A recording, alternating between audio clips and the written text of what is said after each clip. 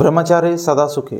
మనసు, ప్రాణం, వీర్యం ఇవి ఒకదానికొకటి అనుసంధానమై ఉంటాయి. మనసు, ప్రాణం గురించి ముందు వీడియోలో చెప్పుకున్నాము. ఇప్పుడు మిగిలిన దాన్ని తాటతీద్దాం. దేశం, దేహం, ధర్మం కాపాడే బాధ్యతలో నాతో పాటు మీరు పాలు పంచుకోండి. మీరు చేసే ఒక్క లైక్ 10 మందికి వీడియో చూపిస్తుంది. అలానే షేర్ చేయండి, సబ్స్క్రైబ్ చేయండి. వీడియో పైన సలహాలను కామెంట్లో చెప్పండి. ఒక్కసారి సెక్స్ చేయడం వారం రోజులు వ్యాయామంతో సమానం.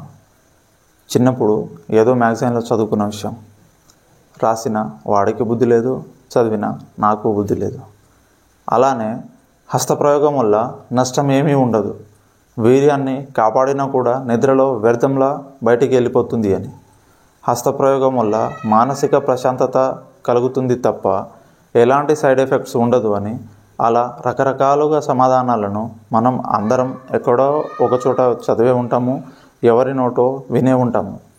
మనం తినే ఆహారం రస, రక్త, మాంస, మేధ, అస్థి, మజ్జ, వీర్య, ఇంకా ఆడవారిలో ఇదే రజ. ఇలా ఒక దశ నుంచి ఇంకొక దశ తయారవడానికి 5 రోజుల సమయం. అంటే మనం ఈరోజు తిన్న ఆహారం వీర్యంగా మారడానికి 35 రోజుల సమయం పడుతుంది. అలా 50 కేజీల ఆహారం తింటే ఒక్కసారి వదిలేసే వీర్యం తయారవుతుంది. మన శరీరంలో ప్రతి అవయవంలో ఉండే కణాలు చనిపోయాక వ్యర్థంగా బయటికి వెళ్ళిపోతాయి. కానీ వీర్యం ఒక్కటే మెదడుకు అమృతంగా ఉపయోగపడుతుంది. దీన్నే యోగులు ప్రాణసాధన ద్వారా షట్చక్రాలను భేదించి సహస్రారంలోకి తీసుకొని వెళ్ళేవారు, మోక్షం పొందేవారు. దానినే ఊర్ధ్వరేతర యోగ సాధన అంటారు. సెక్స్ చేయవద్దని కాదు, దానికి వయస్సు, సందర్భం, ఇంకా హద్దులు ఉంటాయి. వీర్యము అంటే ఏ సమస్య అయినా ఎదుర్కొని నిలబడే ఒక శక్తి. ఇది ఒక్క 5 నిమిషాల్లో వెలిగి ఆరిపోయేది కాదు, జీవితం మొత్తం వెలగాల్సిన కాగడ అని మర్చిపోకండి. హస్తప్రయోగానికి దూరంగా ఉండండి. ప్రశాంతమైన వైవాహిక జీవితాన్ని, అసలు రోగమే లేని సంతానాన్ని పొందండి. అంటే కోరికలని ప్రేరేపించే కమ్యూనికేషన్ మీడియాకి దూరంగా ఉండండి. వివాహం అయిన తర్వాత మనకు దొరికే ప్రసాదం మాత్రమే తింటే అది కూడా బ్రహ్మచర్యమే. మోడర్న్ సైన్స్ కాకుండా ఆధ్యాత్మికంగా చూసుకుంటే గర్భధారణ జరిగేటప్పుడు భౌతిక శరీరం మానసిక శరీరంతో ప్రాణశక్తి విడిపోయి తండ్రి అంశ విడుదలయ్యి గర్భంలో వెళ్తుంది. ఇది వీర్యస్ఖలన జరిగిన ప్రతిసారి జరిగే ప్రక్రియ. అంటే ప్రతి 5 నిమిషాల సుఖంకి మనం ఒక్క క్షణం చనిపోయి బతుకుతున్నాం అన్నమాట. పదార్థానికి ప్రతిదానికి ఒక పరిమితి ఉంటుంది. ఆ పరిమితి దాటిపోయాక మన దగ్గర మిగలడానికి ఏమీ ఉండదు.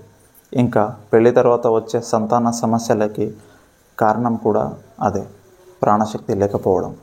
దీన్ని కేవలం యోగా, ప్రాణాయామ సాధన వల్ల మాత్రమే మనం సాధించగలము. ఇంకా బ్రహ్మచర్యాన్ని పాటించడం వల్ల మాత్రమే నష్టపోకుండా ఉండగలము. మన దేశంలో ఉండే ప్రతి సంస్థానం, అందులో ఎదిగే ప్రతి రాజకుమారులకి, అంతెందుకు విద్యను అభ్యసించే ప్రతి విద్యార్థికి మొట్టమొదటగా నేర్పించే పాఠం బ్రహ్మచర్యం. అలానే మనకు బాగా తెలిసిన శివాజీ మహారాజ్, మహారాణా ప్రతాప్ సింగ్, ఇంకా భగత్ సింగ్ లాంటి వీరులు ఊరికనే తయారు కాలేదు. వాళ్ళు దేశానికి కావాల్సిన వజ్రంలా తయారవడానికి ముఖ్య కారణం కఠిన బ్రహ్మచర్యం, ఇంకా వేదాధ్యాయ పఠనం. మొహమాటపడి ఈ విషయం చెప్పకుండా ఉండాలి అని అనుకోలేదు. ఎందుకంటే నా జాతి నిర్వీర్యం కాకూడదు కాబట్టి. సర్వే జన సుఖినో భవంతు. అందరూ ఆరోగ్యంగా ఉండాలి. అందులో నేను కూడా ఉండాలి.